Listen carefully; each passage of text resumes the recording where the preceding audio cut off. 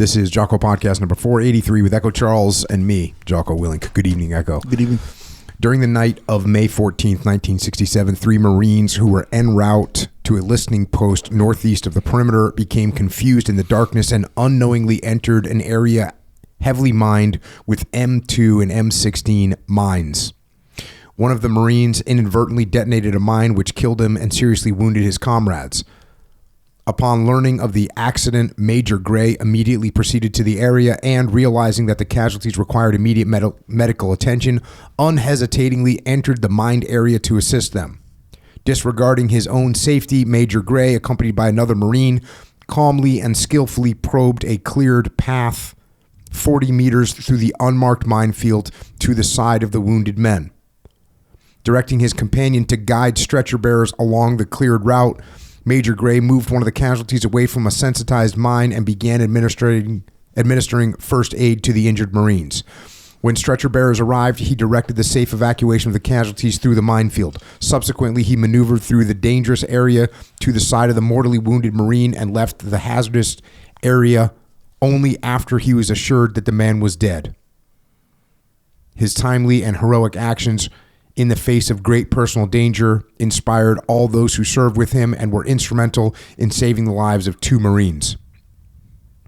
By his inspiring courage, bold initiative, and selfless devotion to duty, Major Gray upheld the highest traditions of the Marine Corps and of the United States Naval Service.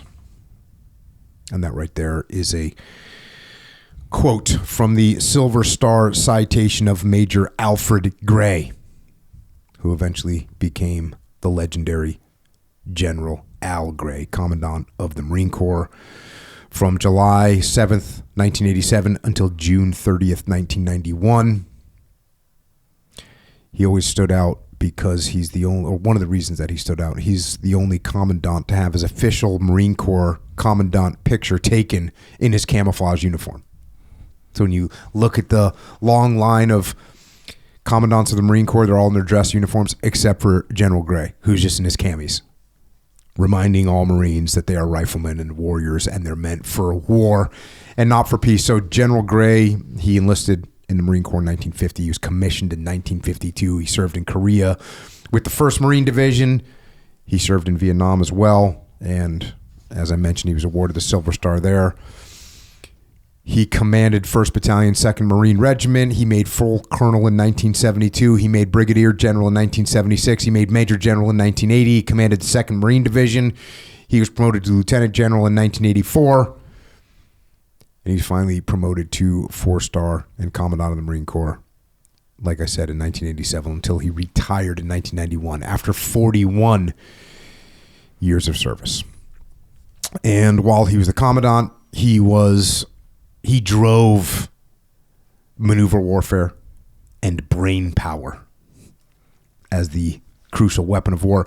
He oversaw the creation of FM-1 warfighting, which we covered on this podcast. It's just an outstanding field manual. We covered it on podcast 35, so that was like almost 10 years ago. We covered FM-1 warfighting. And he made warfighting, not just the manual, but the action, the focus of the Marine Corps. And he had a lasting impact on Marines and sailors like me as well, who heard about him because he was the commandant when I first came in the Navy. He died on March 24th, 2024 at the age of 95 in Alexandria, Virginia. Now, there's a place called the Potomac Institute for Policy Studies, and they made a document called Grayisms. Grayisms and Other Thoughts on Leadership from General Al Gray. It was compiled by a guy named Paul Ott, who was also a Marine. It was published by the Potomac Institute Press, and I think it captures some of the lessons from this great leader and from people who learned from him, and they pass it on in this, if you call it a book or a document, I don't know.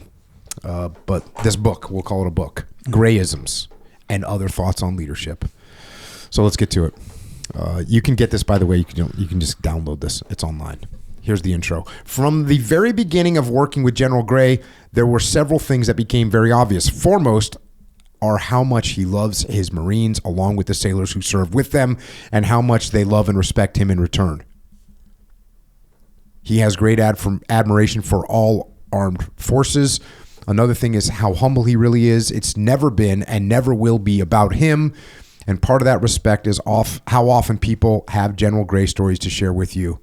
We gave them a name, Grayisms. So that's kind of where this stuff comes from.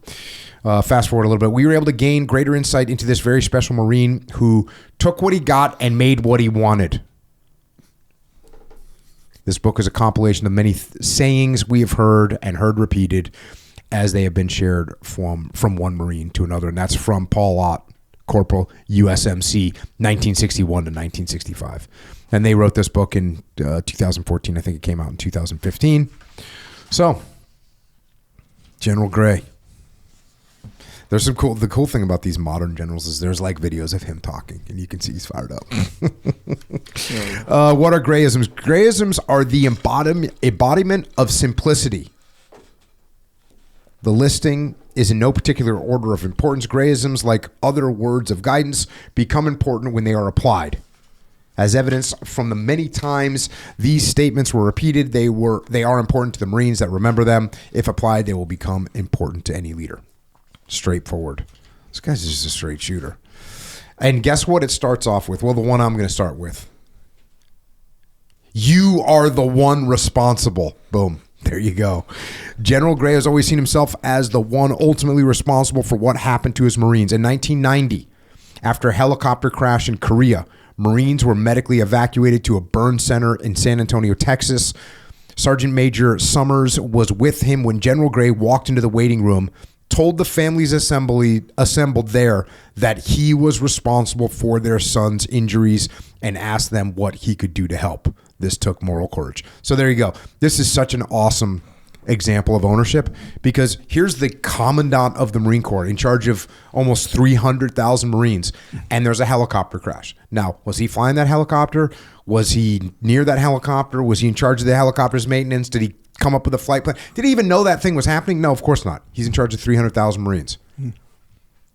But he knows that as the commandant, he is ultimately responsible. That's what I called extreme ownership in the book, Extreme Ownership. Fast forward a little bit. It goes back to General John A. Lejeune, our 13th commandant, when he said that the relationship between officers and enlisted Marines is not one of a superior to subordinate, but more like a teacher and a scholar. And he implored that all Marines should be responsible for their activities and that you owe it to your Marines to see to it that each one is stronger morally, mentally, and physically when he leaves you than when he joins you. And that's the cardinal thought process that Marine commandants share and accept as a responsibility.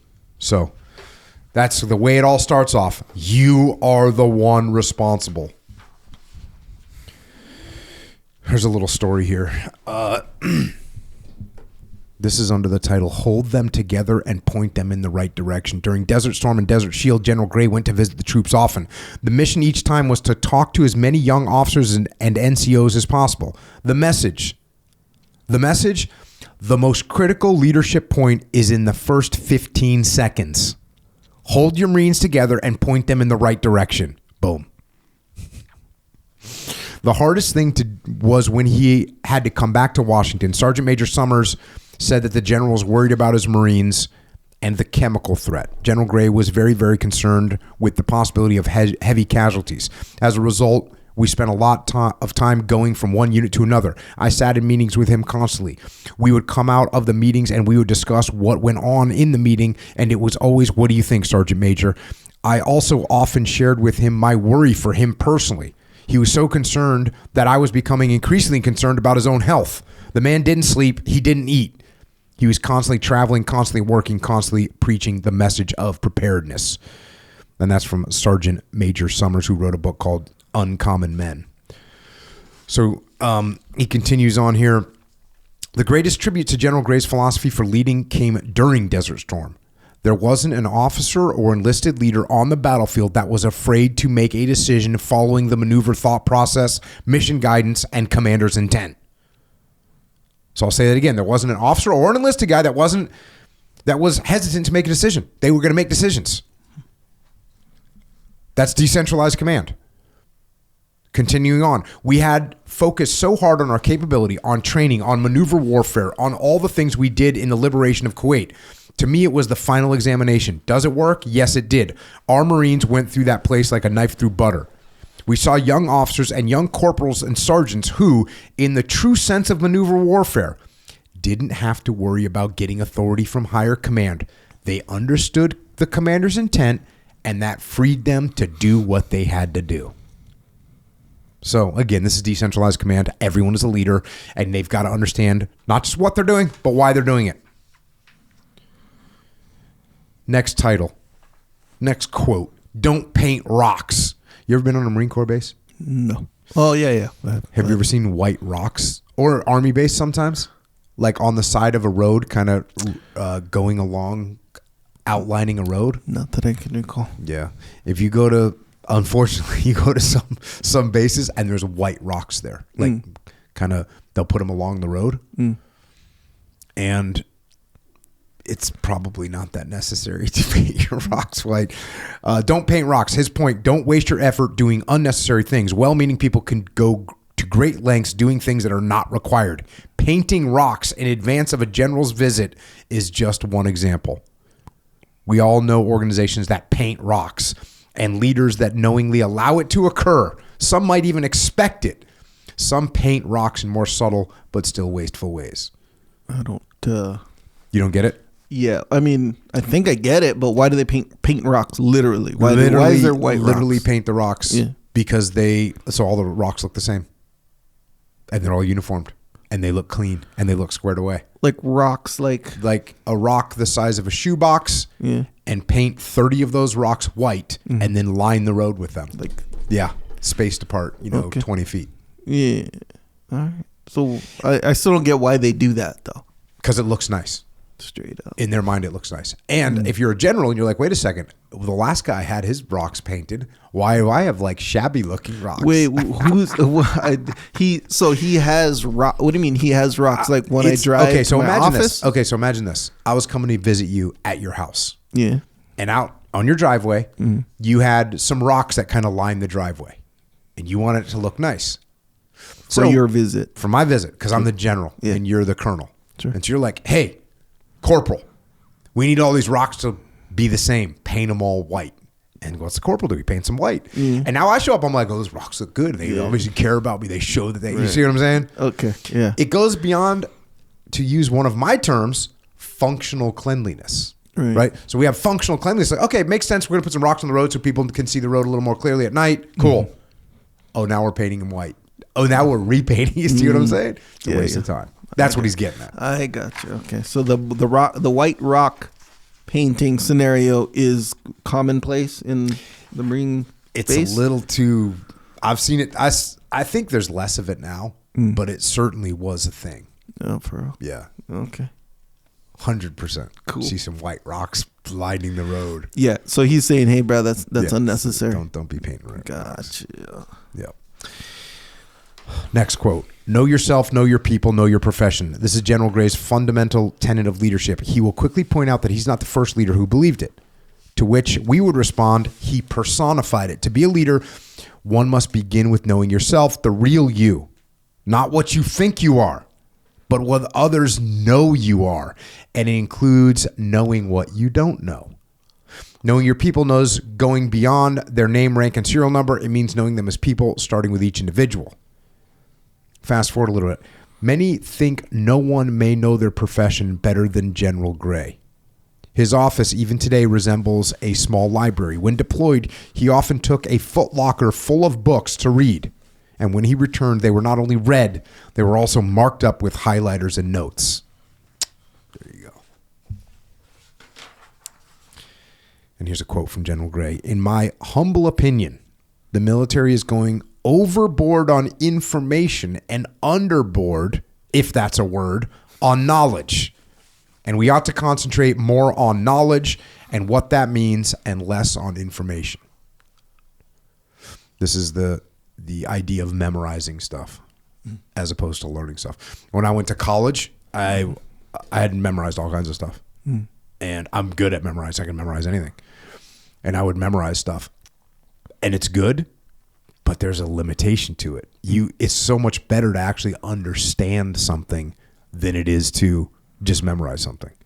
Got to understand the context of why it is that way and how it got to be that way. And then you have, in my opinion, you have deeper and longer lasting knowledge than I just memorized a bunch of facts. Yeah.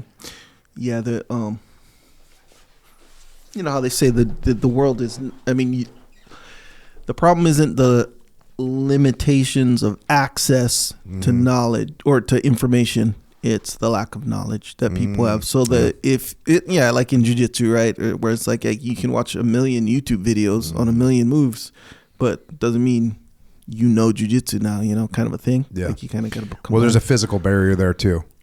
You have to you can't just watch a physical activity. You have to do it. It'll help somewhat to watch it. Right.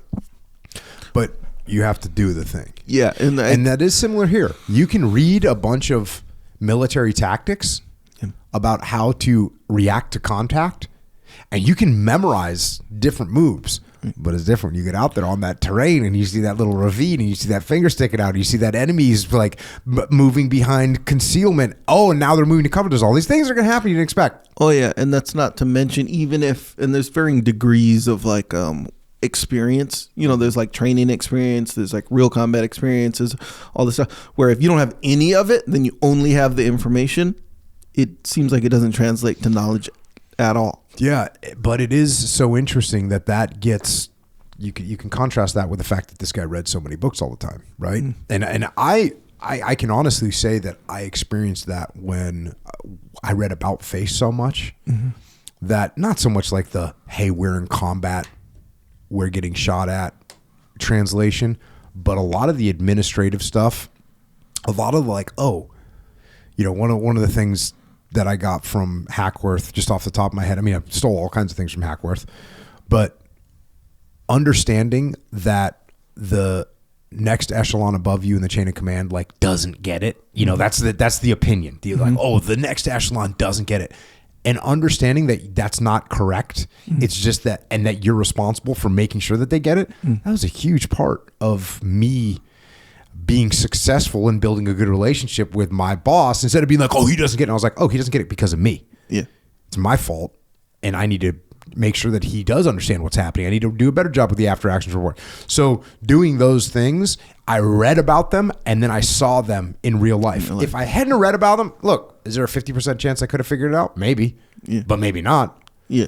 So reading about it gave me a heads up, and then actually doing it, and then it was like, oh, okay, cool, this makes sense. So you could do the same thing with jiu-jitsu, where it's like, oh, if the person does this on the arm lock, you need to adjust your hips over here, and you go, oh, and you could read it or watch it, and then when you do it, you could have a pretty good chance of executing it. Maybe you have to execute it a few times before you get it.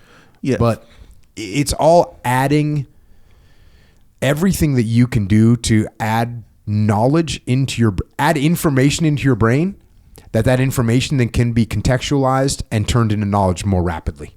Yeah, fully. And jiu-jitsu is one of those, you can't just trial and error your way through jiu-jitsu. Oh, yeah. At all. Like if you don't know, someone's going to show you, someone is going to demonstrate, whether it's a video or a coach or whatever. You can't just be like, oh yeah, I know zero jiu-jitsu, and then just sort of figure it out as you go. Are we about to have an ecological jiu-jitsu discussion? Are you tracking any of that right now? Ecological. Oh, yeah. There's like a whole theory of training of ecological training versus, I don't know what they call traditional training, but basically ecological training in jiu-jitsu, you don't get shown any moves. You just get told what the outcome is that you're looking for. And there's some people that's how they're training. So you basically make games, get around their legs or whatever. So it's just, and I think, there's obviously a good balance of all these things that make things work well. But that's where I thought you were about to just break into this. No, well, the ecological discussion. We obviously could, but in and of it, so that feels like we couldn't because you don't know what it is. I do now. Oh, okay. That you just told me. But people are real into it. I dig it, but I don't know. I don't know that would be the best. And then again, I don't know. I'd have to know the details and really what it looks like in real life. But I don't know that would be as beneficial as one might think if someone's starting from zero. So it's like, yeah, I get around those legs because that was me my first day of jiu-jitsu. I didn't know what side mount was, but I knew what mount was. I know what rear naked choke is. I know what an arm bar is. I know what guard is. Yep. Oh yeah, bro, I was trying to get there all day and I was freaking just gassing. I didn't know what to do. I didn't know any moves. And then if no one ever taught me moves, I don't think I would have ever got there. Even, I mean, maybe you would have got there at a very, very, very slow pace. If you had a certain type of mind too, because there's some people like, you ever notice some people say, "Oh, I just did this and it worked," and some people are like, they don't even know what they just did, whether it worked or not. Yeah, fully. But usually, like even people with that kind of mind, it's like there's some foundation that was taught to them. You know, like. Even like Helio Gracie himself, by the way, he's watching judo guys and, you know, Japanese jiu-jitsu guys, and like he's watching the framework. And then, yes, of course, he had one of these minds where he's, oh, okay, I can make these adjustments and make up stuff off of this framework. But you can't just trial and error your way. I mean, look, am I going to say can't? I'm not going to be absolute and say that, but I'm just saying I don't see that as the way. But if you have a lot of knowledge, frick yeah, all day. In fact, that's one of Jeff Glover's like training methods. Is what? He'd be like, hey, get to here. Oh yeah, for sure. From this position, just get to here. And then you got to use all your knowledge that you learned, by the way. Yeah. So that you learned. That's like Jeff Glover being the original ecological jiu-jitsu practitioner trainer. But I also used to do this with kids because little kids, they will actually figure things out that you didn't think of. And so when you tell a kid, okay, you put a kid in the guard and you say, okay, now get to this other position, and you don't tell them how, they're going to figure out like 9 different ways. I would say 7 out of 10 kids will figure out a way. 3 kids will be like, hey dude, you need to push over here. And that's just the way it is. Like you said, there's like a certain personality that is going to be very open-minded and very risk-taking, and will try different stuff. With adults, like you can't do that. It doesn't work as well because adults are like, no, get around their legs. Our minds are too closed when we're grown up. We need to be told what to do more. Little kids will just figure stuff out. Yeah, and I think a big part of why that's valuable for kids is because, and this applies to adults, but I don't know, for whatever reason, maybe kids' minds are just like more like that, where, you know how if something is relevant, then it becomes way more interesting. So if you're just like, hey, you want to get around his legs, they're gonna be like, okay, cool, I'm gonna do it. And sure, they'll just try anything. They'll, you know, whatever, they'll go. But they know they're attached. Their brain is attached to getting around the legs. So they're like, okay, they try this, they try that, they try this. And usually the other kid is not some expert kid. He's another kid, you know, whatever. If it's some expert kid, trust me, their little creative mind ain't getting around those legs. See what I'm saying? So they're going to do, and it's all fun. It's a game. They know the outcome that they're going for, whatever, and they get creative, and they're like, oh, okay, that's cool. And you can, but what it does is at the end of the day, it makes that guard pass really relevant. So now when you teach them a move, they're going to be like, ooh, I can do that next time I'm trying to quote unquote get around these legs. See what I'm saying? So it's that relevant, it creates this like demand, this hole that also, they can fill. Yes. And it contextualizes. Exactly. Which is why I think this is important, that it's, look, you need information. That's why you read books. That's why you study. That's why you learn. But then you need to have an opportunity to put that into action and contextualize and bring into the real world the information that you have, and that's what turns the information into knowledge. So if you're a trainer, it's very beneficial to do that. It's another good point. If I had a SEAL platoon and I could see that the way that they're getting head count was bad, if I told them, hey, the way you're getting your head count, like I'm watching them in a rehearsal and I can see that the way they're getting their head count is bad. If I said, hey, the way you're getting your head count is bad, they'd be like, well, this is how we want to do it. Okay. I stopped telling them that. I would tell them after, because guess what happens in the field? They have to get a head count. They can't get one. There's confusion. There's chaos. They fail. Now exactly what you just said. Now they come back. Their mind is open and they're like, when you say, hey, I know a good methodology for getting a head count in chaotic situations, they go, what is it? And you tell them and boom, they're in the game. You can't, before you go out, you're like, hey, this isn't the best way to get a head count. Well, it's going to work fine. I did it my last platoon this way. Yeah. I'll just count them. Yeah. Whatever. Yeah. That's whatever. Just like, I'll just get around the legs. Easy. Whatever. So it's good to create a little bit of an opening, a little bit of a gap. When they see the gap, they're more likely to fill it. When they don't see the gap, you hand them something, they're just like, what am I going to use this for? Yeah, what's this for? Yeah, exactly. Yeah, it doesn't make any sense. Yeah. This might be my favorite quote. Take what you get, make what you want. Take what you get, make what you want. What an attitude to have. It says, this is one of the most often repeated phrases of General Gray. He uses it in many ways in talking about his assignments. The Marines he has led, the Marines he has had the responsibility to lead, and in overcoming the obstacles he faced. While others sought out assignments that would further their careers, General Gray accepted every duty given to him and made the best of it. In the long run, it was a key ingredient to his success as a professional in the nation's Corps of Marines. But what a great attitude. Take what you get, make what you want. You're not going to get anything handed to you the way you want it to be on a silver platter. It's not happening. This is not happening. You take what you get. Okay, this is what I got. Now I'm going to make it what I want. Freaking get yourself an attitude adjustment. Another good one. You cannot write a recipe for all situations. Doctrine is a guide, General Gray tells us. He wrote in the foreword to Warfighting. This book describes my philosophy on warfighting. It is the Marine Corps' doctrine, and as such, it provides the authoritative basis for how we fight and how we prepare to fight. It is not intended as a reference manual, but it is designed to be read from cover to cover. This book does not contain specific techniques and procedures for conduct. It requires judgment in application.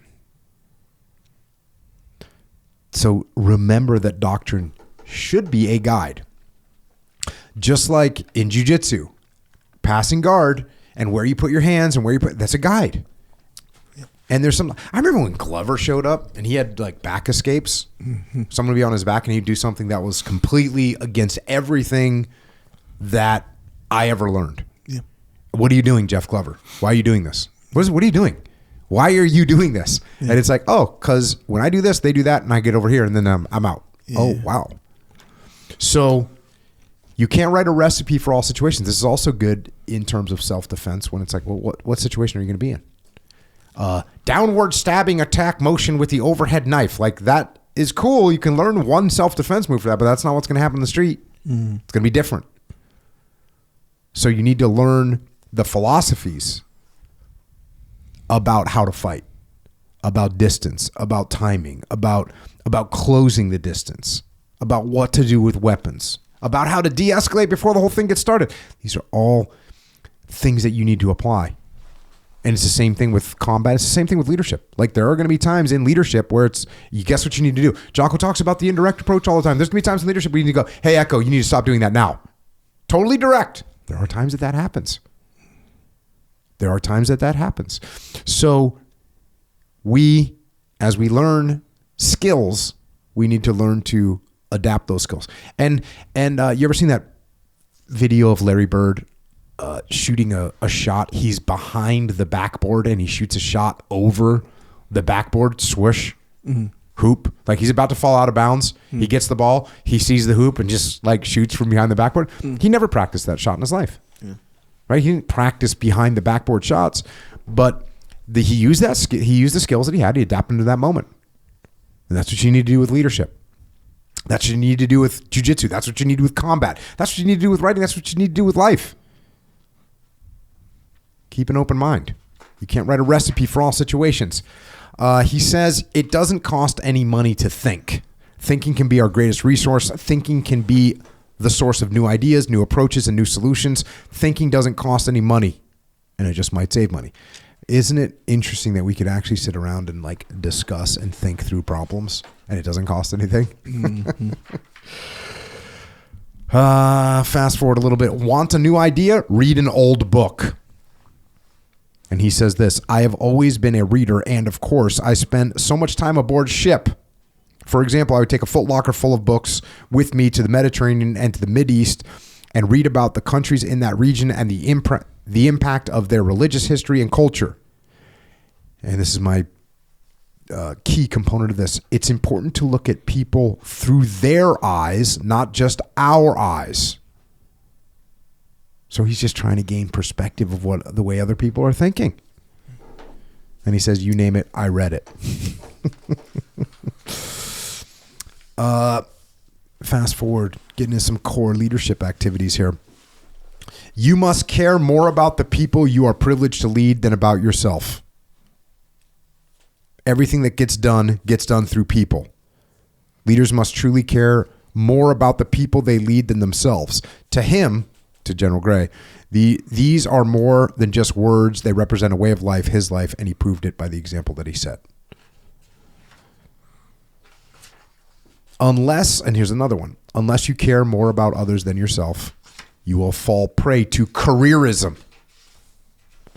Careerism. Do they have that in the normal world, or is that just a military thing? What is careerism? I'm looking out for my career.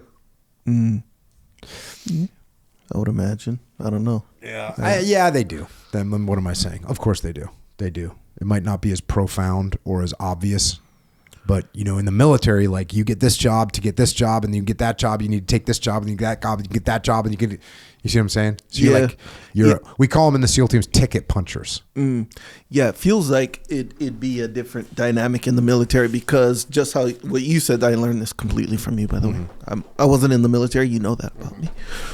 But you say that if you have a career without any like black marks on it or whatever, whatever, it's like, oh, that looks good, more so than, hey, this guy made these cool changes with this new way of thinking, like it really brought this freaking outfit to the next level. It's less about that and more about, staying safe or whatever. In the real world or whatever, the corporate world or whatever, it's like you are kind of rewarded for like bringing things to the next level a little bit more. But I will say this, on an individual level, oh yeah, I think, and I've even witnessed it, and I haven't really had that many. Well, I've had a lot of jobs, but yes, on an individual level, people will be like, no, I have a job to do. It doesn't matter how it affects necessarily the long-term, whatever. I can say this week that I did my job good, regardless of like the other repercussions kind of thing. Oh, I see that all the time, even right now. Yeah. And what you're talking about really is what we in the SEAL teams would call risk averse, and in the military in general, risk averse, right? So, hey, we could go do this mission. If it goes well, that'd be awesome. If it goes bad, I'm going to look bad. Right. And generally speaking, people oftentimes will say, I'd rather just play it safe. Because the upside that you get for conducting an operation, the operation goes well, hey, great job. Let's say in a point system, let's say you get 5 points because you went out, did a risky operation, and it went really well. You get 5 points for that.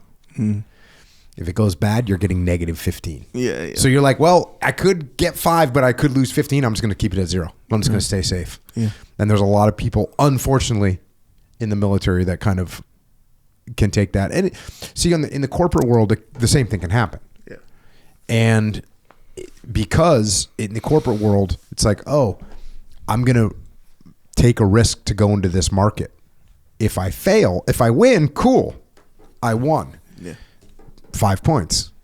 If I fail, we lose a bunch of capital. We might have to shut down some of our divisions. Minus 15. Yeah. So it can be the same thing on both sides. Yeah, fully. Probably maybe the 5 and plus 5 minus 15 might not be quite the same, because the minus 15 in the military is like, oh, you lost people got wounded, people got killed, there's collateral damage, civilians got killed. Like those are so much worse than like, oh, we did a great job. Yeah. In the corporate world, real world, whatever, we'll call it private industry, whatever. That you can make big moves and get big payoffs. See what I'm saying? Like in the military, you're like, you can't get a raise. You can't, make more money for the Navy. Like for instance, you do a mission. Like you've got a mission that comes up to go capture this bad guy. Well, who's this bad guy? Like you could probably name 3 actual bad guys of the last 20 years, right? You got like, if you went down the list, you'd name 3 of them. Sure.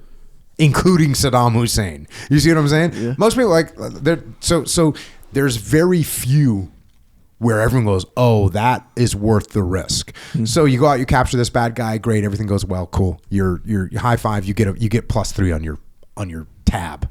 Yeah. But go out, capture that guy that's going to get. Look, if you go out and you kill Osama bin Laden, cool, plus 15, right? Of course. You go capture Saddam, cool, plus 15. But most people that you're going to capture, it's like plus 2, plus 1. Yeah. Maybe +3. Cool. Now you go out, you do an operation, you have massive civilian casualties, or you take casualties, people get wounded, people get killed. It's -8, -15. Yeah. So why is it worth the risk? You see what I'm saying? Yeah. So you can understand why people are risk averse. And then it comes down to, okay, how do we mitigate some of that risk? Yeah, it seems hard to measure massive success. Like it in the corporate industry, whatever, private industry, it's easy to measure massive success. Like someone makes a huge move, they double revenue this year. It's like boom, easy, tangible. You know, it's hard to demonstrate that in the military. It is definitely difficult. Check. Next point. Never say I unless you are talking about making a mistake. It is amazing how the general consistently gives credit to others in all accomplishments, saying we, while taking responsibility for a mistake or an error in judgment made by saying I. So, pretty straightforward. You know what we really need to do? Well, you can accomplish anything you want if you don't care who gets the credit. I've probably heard that one before. Here's one. No one makes a mistake on purpose. We tend to over-supervise people and become concerned about how our effort will look when they make mistakes. We must turn our people loose and let them take actions. That is how they learn. Mistakes are to be minimized but not eliminated. People can learn from mistakes. And learning from mistakes is the best way to reduce future mistakes. Accepting mistakes can be seen as an investment in your people. That's a really good way of putting it. Accepting mistakes can be seen as an investment in your people. The greatest mistake a person could make can be the unwillingness to move forward because it involves risks. The failure to act a mistake leads to mediocrity. And in a world moving forward at a rapid pace, mediocrity leads to failure. Should someone ever make an intentional mistake? No. As General Gray says, no one makes a mistake on purpose. So it's really good to remember that. And it's good to understand what people's intent is. Because like when you got kids, they make mistakes. But what's their intent? If their intent was like, I'm trying to get away with something and I did this thing over here, okay, that's bad. But if their intent was like, oh, I was trying to do this thing and this bad thing happened, okay, cool, we get it. Mistake. Right. General Gray says, those who can't teach can't lead. If you're not teaching, you're not leading. Also says, you can never spend too much money on training. Pretty straightforward. And this is something that I just talked about with Hackworth. General Gray points out the same thing. The next level of authority is your natural enemy.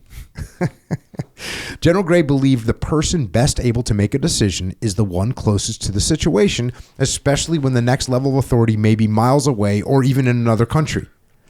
Gaining approvals from higher levels can greatly reduce momentum and cause needless delays. While this Grayism may be more tongue-in-cheek than the others, it clearly shows General Gray's dislike for what can be overly bureaucratic structures. Systems can aid and abet mediocrity. Bureaucracy, while needed, should be minimized whenever possible. With a smile, General Gray says, headquarters has an insatiable appetite for information. Give them what they ask for, but pay no gratitudes. When General Gray was commandant, he became higher headquarters. He followed his Grayism, cutting 10% per year staff and resources out of headquarters and sending them to the field. There's cool videos of General Gray walking around talking to young Marines, and he'd be like, when's the last time you were in the field? It'd be like, well, sir, I'm not. You don't even remember? It was that long ago? Need to get in the field. He wasn't playing around.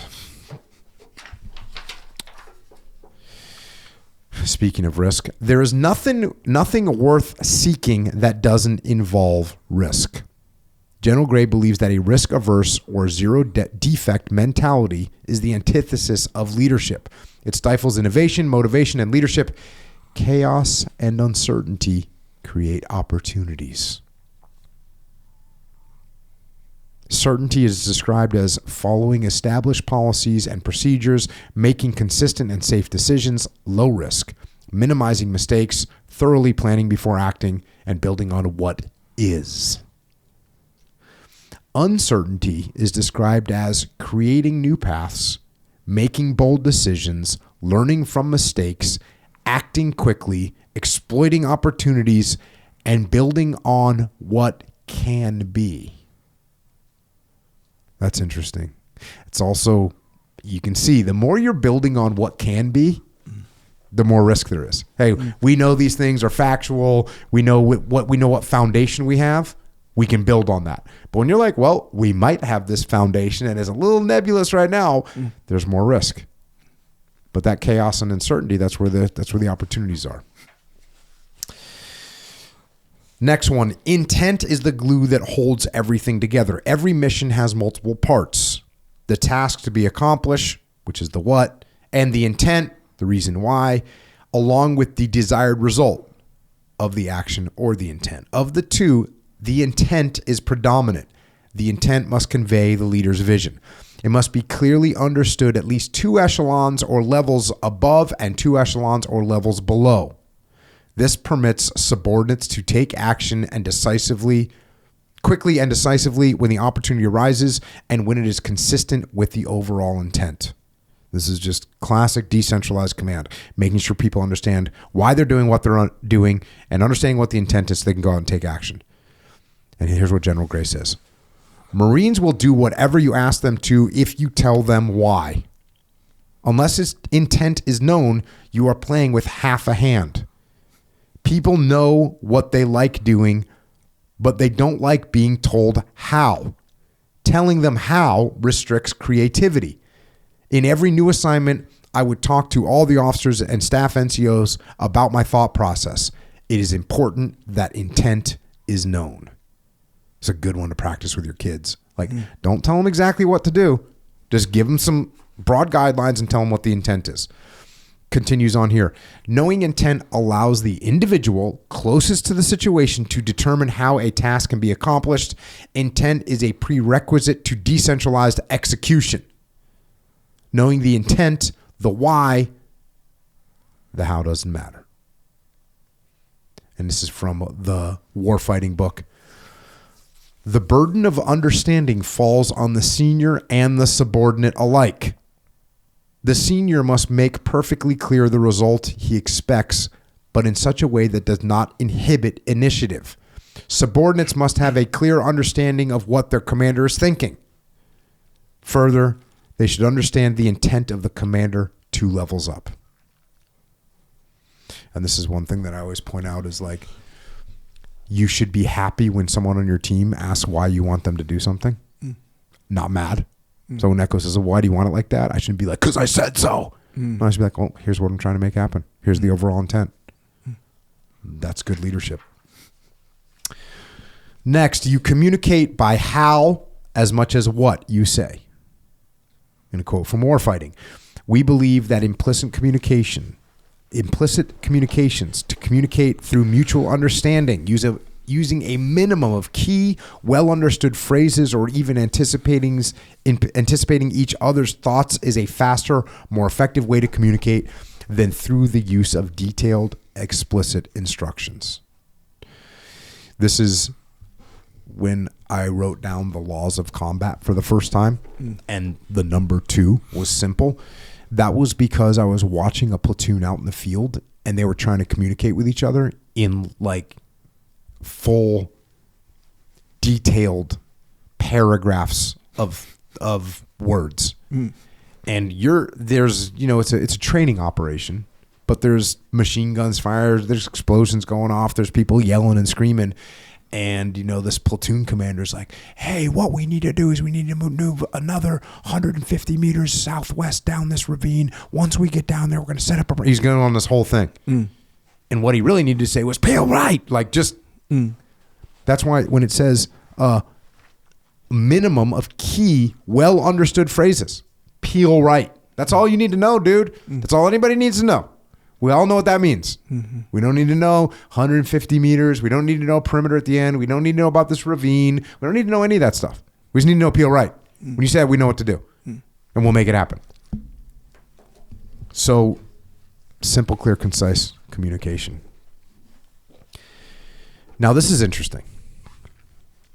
This is a story in here from someone named Master Sergeant J.D. Baker. You know who that is? I know who J.D. Baker That's is. J.D. Baker. Yeah. Who has been on this podcast multiple times, who we did the Civil War, which we still need to finish. We got up to Gettysburg. But J.D. Baker, Master Sergeant. So that's the same dude. This is him. Yeah. All right. This is J.D. I sent him a text. I sent him a picture of this yesterday. I'm like, this is you, right? He's like, absolutely.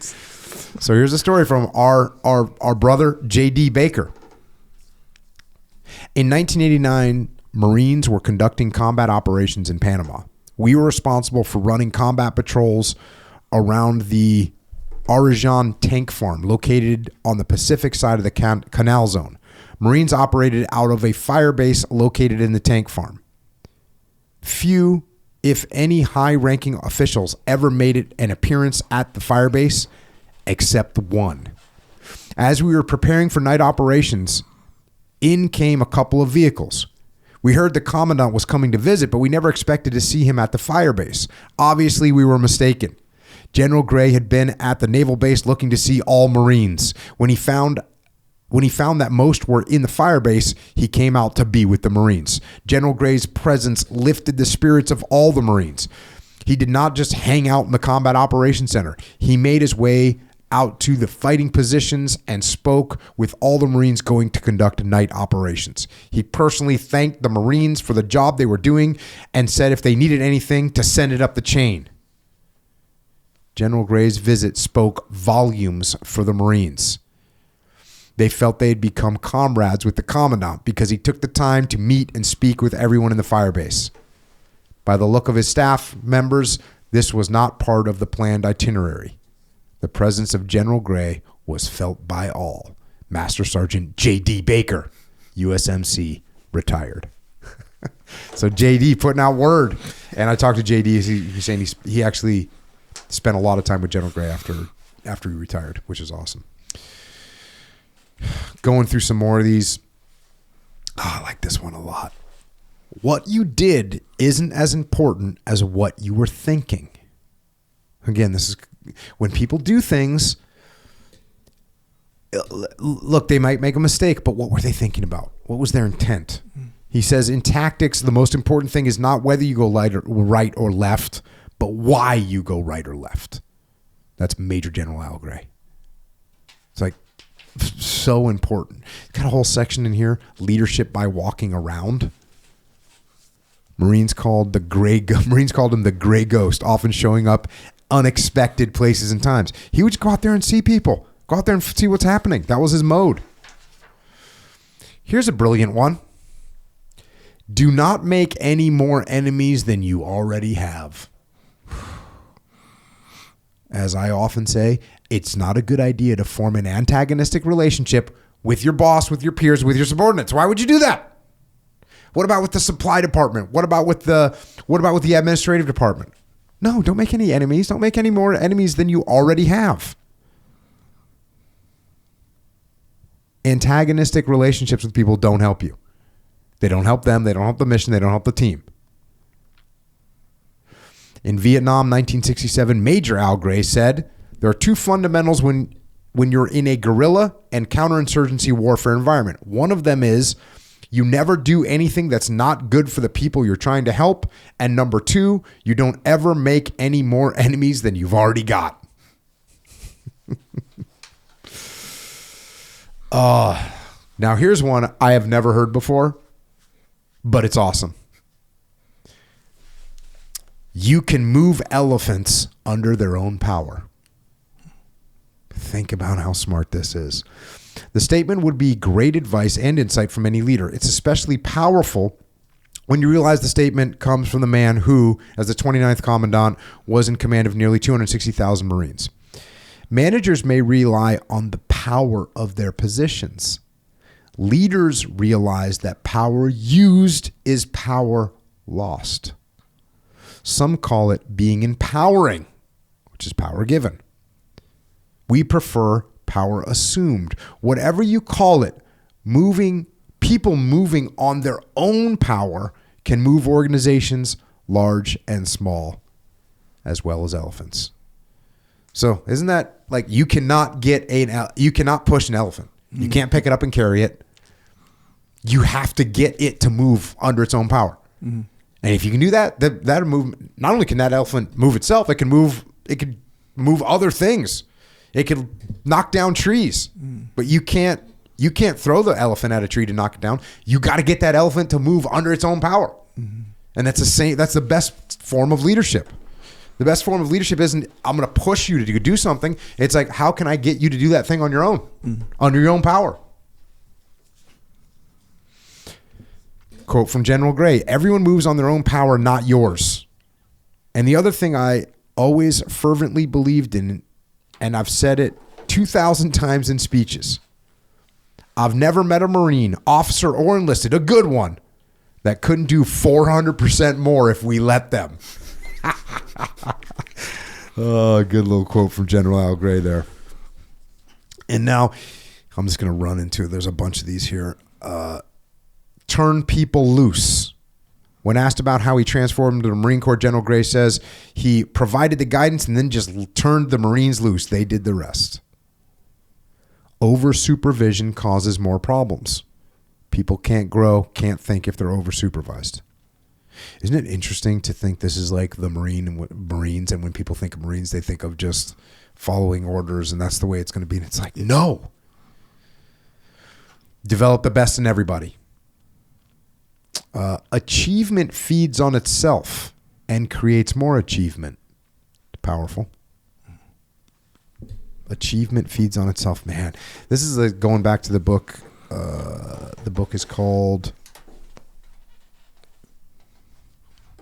It's Malcolm Gladwell, and he wrote a book, the one that talks about 10,000 hours, and I can't think of the name of it right now. Outliers. So in Outliers, one of the key components in Outliers is like you get a kid to do good in soccer by, hey, maybe because a little bit bigger, a little bit older. Put him in the, maybe he's 7.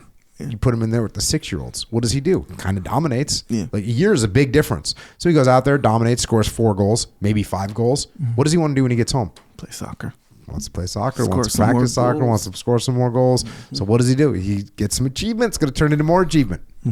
As opposed to you take your 7-year-old son, you put him with the 9-year-olds, doesn't score any goals, kind of gets, everyone's faster than him. He's slow. What does he want to get when he gets home? Play video games. So give some achievement. Achievement feeds on itself. It's a nice way to make things happen. Mental toughness is more important than physical toughness. It's mental toughness that gets you over the hurdle when you're exhausted. Hey, that being said, I'll throw this out there. Because people ask me this all the time about SEAL training. It's like, is it mental or physical? It's both. And it doesn't matter how mentally tough you are. If you haven't practiced climbing that freaking rope, you ain't climbing that freaking rope. That's the way it's happening. You need to be physically as hard as you can possibly be.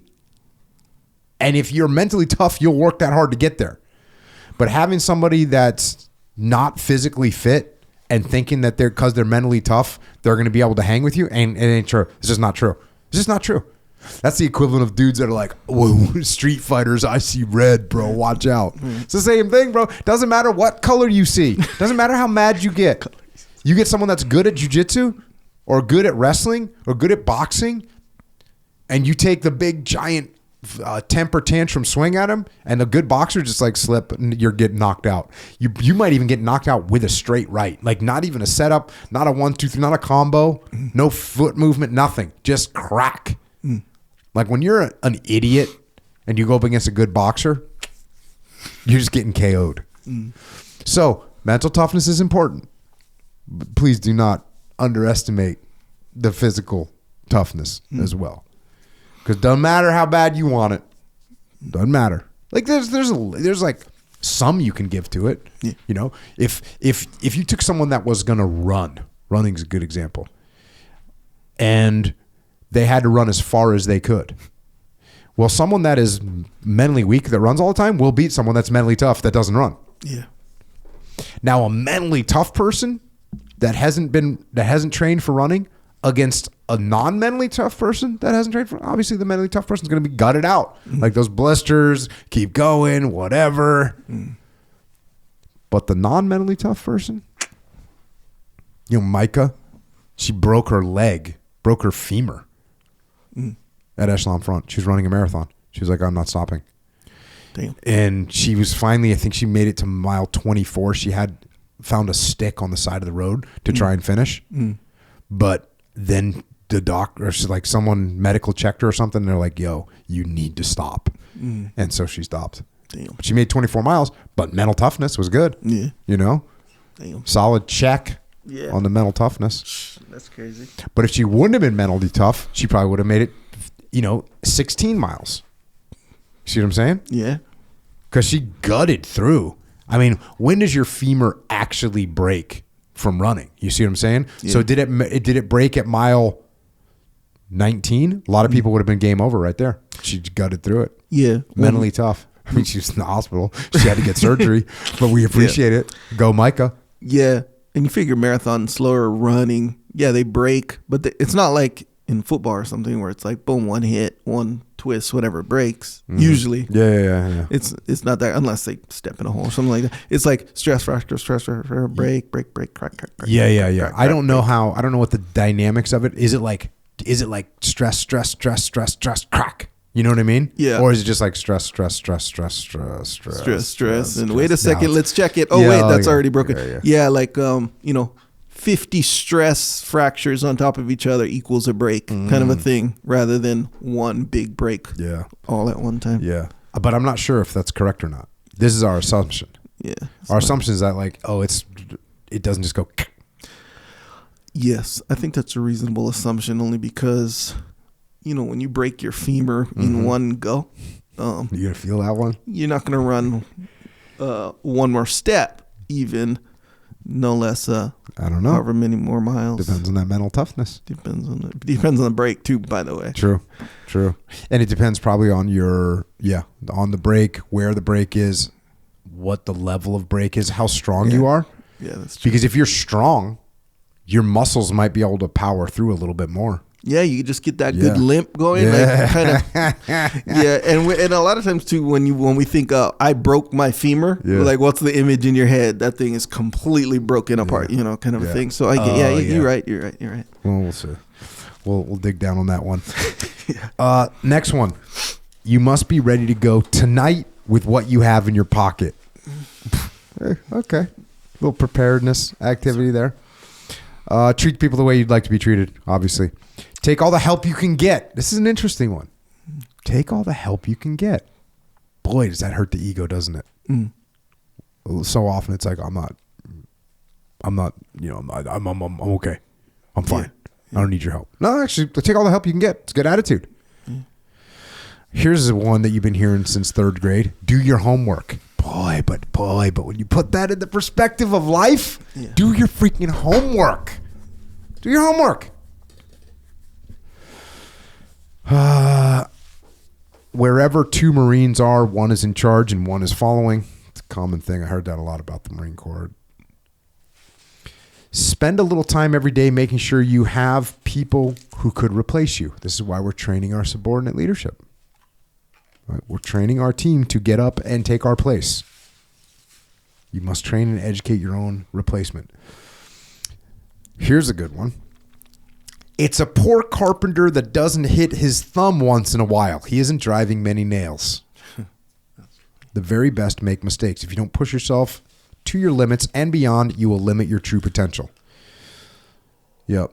You're going to get caught sometimes. You train jiu-jitsu, you're going to get tapped out sometimes. It's going to happen. Yeah.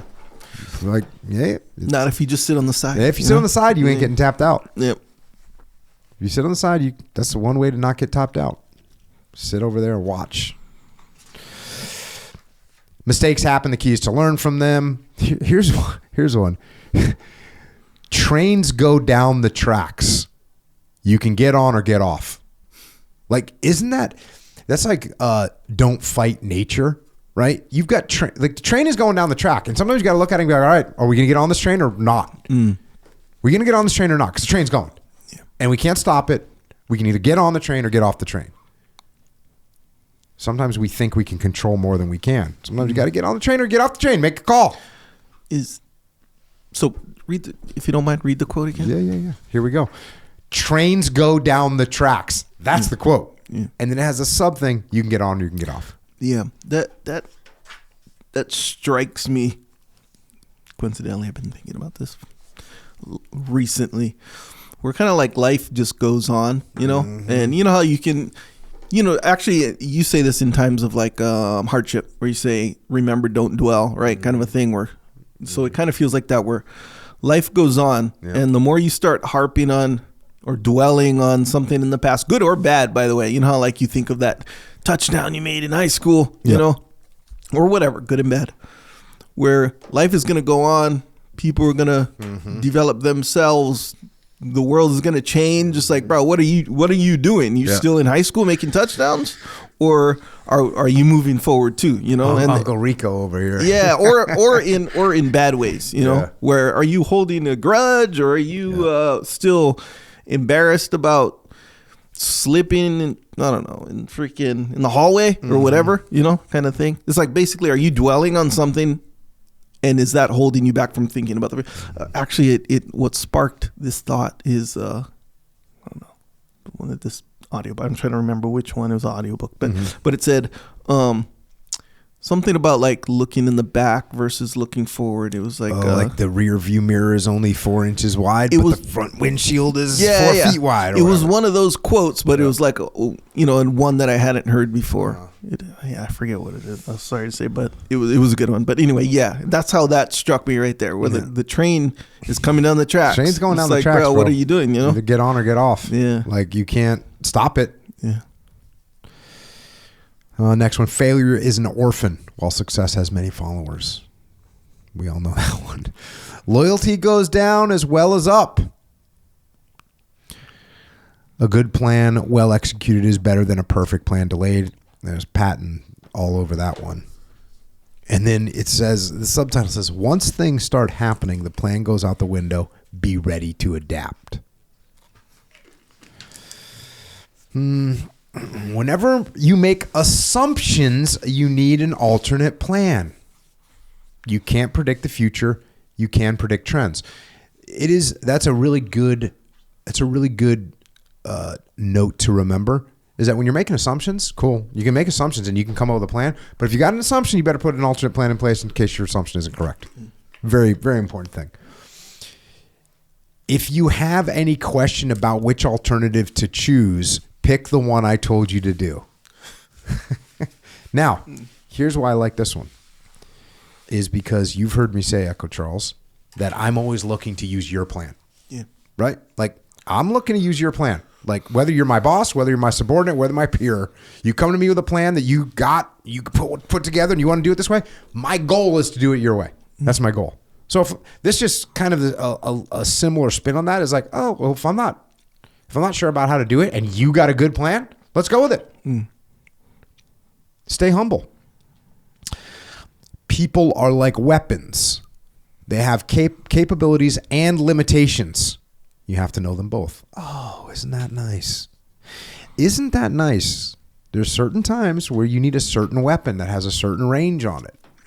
And there's also limitations to that range, and you might not want to use that weapon for that particular operation. It's the same thing with human beings. Don't be afraid to learn from others. Straightforward. And here's the most lasting Grayism. Do as much good as you can for as many people as you can for as long as you can. Outstanding. And then they have a little subnote here. It says, and a special Grayism for his very special wife, Jan Gray. When asked how he has remained married for so many years, General Gray said, tongue-in-cheek, you have to choose. You can be right or you can be happy. And now we get another interesting excerpt. Fast forward a little bit. They have another interesting excerpt. And this was from Sergeant Robert Jones. Rob Jones, hell yeah. Yes, Rob Jones. Oh, the real Rob Jones. The real Rob Jones. Dang, we're pulling out all the players. This is like all our people. I did not write this book. Yeah. Here we go. Rob Jones was still a corporal and had arrived at Bethesda only a day or two prior to General Gray's first visit to him. Rob was a recent graduate of Virginia Tech. In 2010, he had been serving in Afghanistan as a combat engineer attached to 3rd Battalion, 7th Marines. While he was investigating an improvised explosive device, it exploded, leaving Rob a double amputee. But Rob has never seen an unhappy sunrise, and he lifts all around him with his optimism and good cheer. We can confirm that. There, in his hospital room at Bethesda, Rob was talking quietly with his dad when an unknown but pleasant-looking older gentleman in a coat and tie walked in. "Hi, I'm Al Gray," the newcomer announced. Rob recalled thinking, "Do I know this guy?" Some pleasant chit-chat followed while Al Gray tried to find out if everything was okay with Corporal Jones, if he needed anything, and if the doctors were taking good care of him. Finding nothing amiss, Mr. Gray shook hands with Rob's father and Rob, and then handed the wounded warrior a commemorative coin that denoted the 29th Commandant of the Marine Corps. Rob studied the coin and then asked, "How long have you had this?" "Oh, probably 20 years or so," replied Al Gray. "Did you really get it from the Commandant?" asked the disbelieving Rob Jones. "Oh, that's me," chuckled Al Gray in response as he left. And in that way, Sergeant Robert R. Jones, United States Marine Corps, joined a mass of others who might say, "Who doesn't know General Al Gray?" Al Gray, Marine, forever continues to do as much as he can, for as many as he can, for as long as he can. They are really words we can all live by, and he does live by. So there you go, Rob Jones. And I got to trade some text with Rob Jones, and he was like, like all Marines, kind of like Chesty Puller, you know who Chesty Puller is. You also know who Al Gray is. And so he knew who Al Gray was, but he didn't know that was Al Gray. Yeah. Because he was like, and he said to me, I think he sent me a text like I was like, I don't know who this old dude is. I've never seen a picture of a 20-year-old. You know, you see a picture of a guy that was 20 years ago when he was, probably 60 years old. Now he's 80. Mm-hmm. And he looks different. And so Rob didn't know what he looked like as an 80-year-old man. Yeah. So Rob's like, it wasn't my finest moment as a Marine. I'm like, dude, no one expects you to know what each commandant looks like when they're older. Mm. So there you go. Close with this section right here to U.S. Marines. When General Gray first spoke after assuming command of the United States Marine Corps on 30 June 1987, he spoke at length, paying tribute to his predecessor and longtime personal friend, General P.X. Kelly. He then turned to the Marines in parade formation, representing the entire Marine Corps, and said, quote, "This great nation loves her Corps of Marines. They pray for us, they support us, they fund us. They also place a couple of demands on us. The nation demands that you and I and all others like us be a little bit special. The nation demands that we be the best led, the best trained, the best disciplined, particularly self-disciplined force on earth. The nation demands that we teach nothing but winning in battle and in life. We can do that tonight. And by God, you're going to make it happen in the years to come. God bless, and Semper Fidelis." General Al Gray, Commandant of the Marine Corps, 30 June, 1987. So, there you go. Some simple, straightforward, fundamental leadership lessons from one of the most respected leaders that we've known in this country, for sure. So there you go.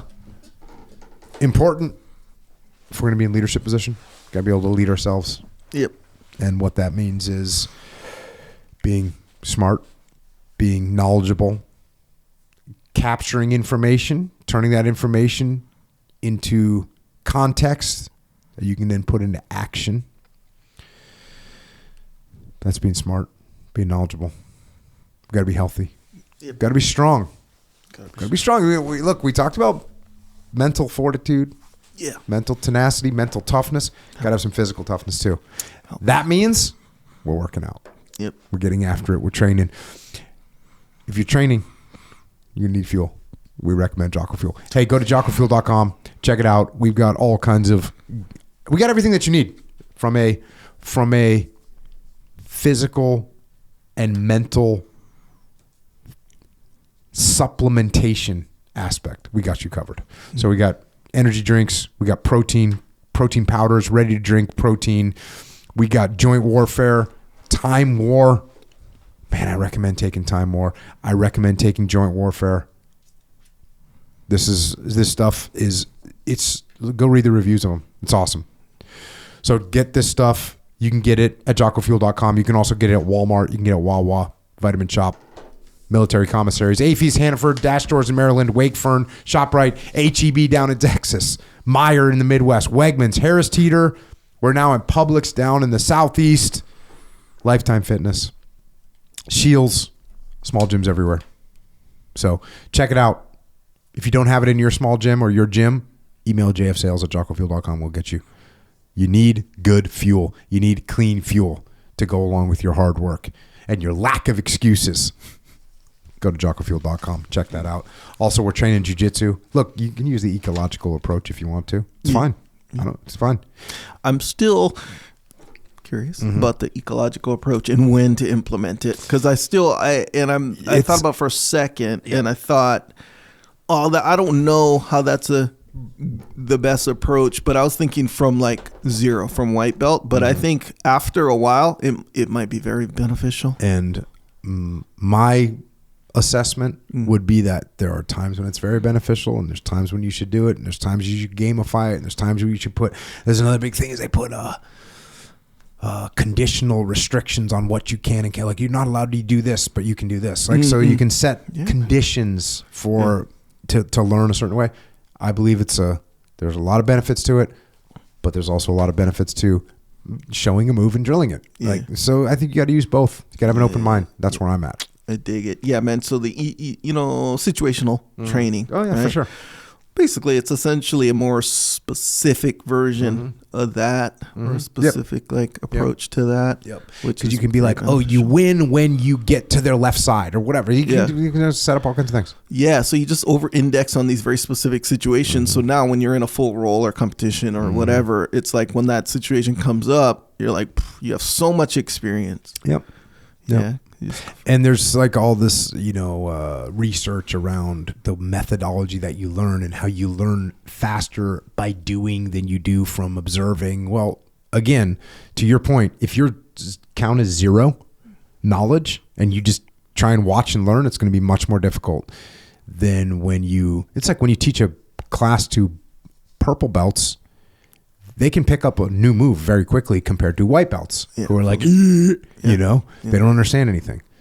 So yes, not to get, but I'll give you some videos to watch, and you can go down the ecological training rabbit hole if you want to. I'll send you down there.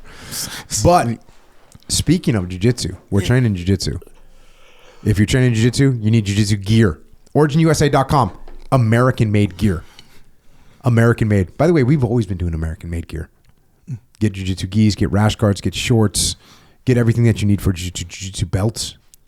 Everything that you need. OriginUSA.com. Also jeans, also t-shirts, also hoodies, also boots. New boots are awesome, by the way. Yes, I believe so. Do you have a pair yet? No, afraid not. You just are judging off the appearance alone? From what I see, yeah. They're freaking great. Check it out, OriginUSA.com. We're not using slave labor. We're not paying people slave wages. We're not got them in sweatshops and dangerous situations. No, we're taking care of our workers who have trades, who are craftsmen, who are making things happen here in America. Support America. Support our manufacturing. We brought manufacturing. No, I'm bringing it back. We brought it back. We're here. OriginUSA.com. Check it out. You ever heard of, actually, I don't even know the name of it, so I can't ask you if you ever heard of it, but this idea of the company paying their employees with like company credits that they can spend on only company stuff. Oh yeah, that was like the back old in school. the day. Yeah. Indentured servitude. yeah. So Origin doesn't pay with Origin credits. No, that where they you can, only use where then in the vending you machine. can rent your you can use in the vending machine that we own. No, Yeah, it's yeah. not like that. Okay, cool. Check. Also, yes. Also, Jocko has a store called Jocko Store. This is where you can get your apparel while you're representing discipline equals freedom, or should I say the apparel that represents discipline equals freedom on our journey, on our path. Whether you're training jiu-jitsu or just living life, I'm saying living life on the path. With along with that comes what we call the shirt locker. It's a subscription now, a new design every month. Hell yeah. A little bit outside the box as far as, the messages, the designs and stuff. But look, people seem to like it. Anyway, it's all on jockostore.com. Check it out. If you like something, get something. Also, you need steak. Go to primalbeef.com or coloradocraftbeef.com. We got awesome human beings producing outstanding steak. Go check out their websites and then get some. You need steak in your life. You need jerky in your life. I just had some teriyaki jerky from Primal Beef. It's so good. Yep. So good. Yes. But the only thing that's bad about it is you can kill a bag in like a heartbeat. Yeah. But yeah, check it out. Then you got the beef sticks. So you can go back and forth between beef sticks from Colorado Craft Beef and beef jerky from Primal Beef. But the steaks, just what you need. Awesome people, awesome companies, awesome steaks. Also, check out and subscribe to JockoUnderground.com, which is where we have our own little platform.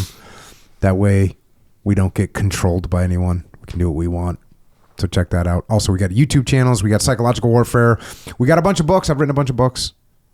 Adult books. Adult leadership books. Yeah, when I say adult books, it's always people, it's a weird thing to say. Look, well, we got books about leadership. If you see a store in the corner and it says adult books. Or yeah, it's not. Your I don't book's write not those kind in of there. books. Okay. Yeah, my books are not in there. I write books. Some of my books are for adults and some of them are for children. The adult books are, there's no way around this. No, just say kids books and books. All right. So I've written a bunch of books. Some of them are kids books. So check them out. The kids books are awesome. They're getting turned into a movie. Yeah. The movie has been filmed. It's wrapped, as they say. It is in post-production at this time. Yeah, I know post-production. So the movie's called Way of the Warrior Kid. But it's going to take a while for these things to come out. But you don't have to wait. You can just go buy the series, Way of the Warrior Kid. Check that out. Also, we have a leadership consultancy. We solve problems through leadership. All the problems that you have in your life are leadership problems. All the problems that you have in your business are leadership problems. All problems are leadership problems. And you solve those problems through leadership. And luckily, leadership is a skill that you can learn. We just learned some from General Al Gray. We teach leadership principles to you. Go to echelonfront.com if you need us inside your organization, or if you want to come to one of our events. Next big event we've got the battlefield. We're going to go walk the Gettysburg battlefield. You heard from JD today. You're going to hear from JD at the battlefield. It's freaking outstanding. Go listen to the Civil War podcast I did with him and then come to the battlefield with us and walk the battlefield at Gettysburg. Learn those lessons. We also have the muster coming up April 29th through May 1st in San Antonio, Texas, where we have an intensive leadership course. You can bring people in your company, get your whole team aligned. Check those out. echelonfront.com. We also have the Extreme Ownership Academy where we teach these principles online. Bunch of courses you can take. There's a couple free courses. Just check the free ones out. You don't have to buy anything. Go get the free courses. Learn them. They'll be so helpful in everything that you do. ExtremeOwnership.com. Check that out. And if you want to help service members, active and retired, you want to help their families, you want to help Gold Star families, Mark Lee's mom, Mama Lee, she's an incredible woman. She started an incredible organization after we lost Mark, after she lost Mark, after we lost Mark. First SEAL killed in Iraq. Just an incredible human being. And what did she do? She turned it into something awesome, something good. And that is AmericasMightyWarriors.org, where she helps out so many veterans and so many people. Check that out if you want to donate or you want to get involved. Also check out heroesandhorses.org. And finally, Jimmy May's organization, BeyondTheBrotherhood.org. And if you want to connect with us, I'm at Jocko.com. I'm also on social media at Jocko Willink. Echoes at Echo Charles. Just be careful, because the algorithm will kill you. It'll take all your time, and you'll end up with nothing. So don't let that happen. Also, thanks to all our uniformed personnel out there, with a solemn salute to our Marines, the few and the proud. You set an outstanding standard, and we are thankful for your service and sacrifice. Also, thanks to our police, law enforcement, firefighters, paramedics, EMTs, dispatchers, correctional officers, Border Patrol, Secret Service, as well as all other first responders. Thank you for protecting us here at home. And to everyone else out there, from General Al Gray, 29th Commandant of the United States Marine Corps, words to live by. Take what you get. Make what you want. Take what you get. Make what you want. And that's all I've got for tonight. And until next time, this is Echo and Jocko out.